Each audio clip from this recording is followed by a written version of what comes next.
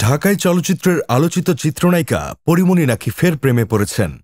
সোমবার 18 নভেম্বর দিনভর সোশ্যাল মিডিয়ায় এমনই নানা প্রশ্ন ঘুরে বেরিয়েছে। মূলত ফেসবুকে তার পোস্ট করা একটি ভিডিও ক্লিপ থেকেই তার প্রেম চর্চা বিষয় আলোচনায় উঠে আসে।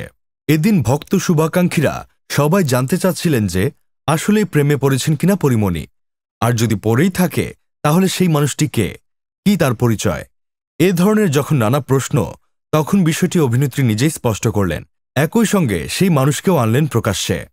রোববার 17 নভেম্বর ফেসবুকে পোস্ট করা পরীমনির ভিডিওতে দেখা যায় গাড়ির জানালায় আধো আলো আধো আধারে আলিঙ্গনে মেতে উঠেছে দুটি হাত, আর ভিডিওর ক্যাপশনে লেখা yes I am in love again, অর্থাৎ হ্যাঁ, আবারও প্রেমে পড়েছি আমি।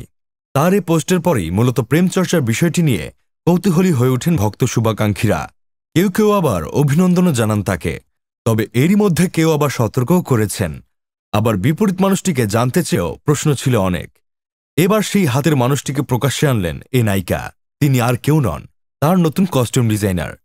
এদিন রাত 8টায় ফেসবুকে পুরো ভিডিও পোস্ট করে ক্যাপশনে লিখেছেন, প্র্যাঙ্কটা কি একটু বেশি হয়ে গেছিল। প্রসঙ্গত, গত 8 নভেম্বর একটি ওটিটি প্ল্যাটফর্মে পরীমনি অভিনীত রঙ্গিলা কিতাব ওয়েব সিরিজ মুক্তি পায়।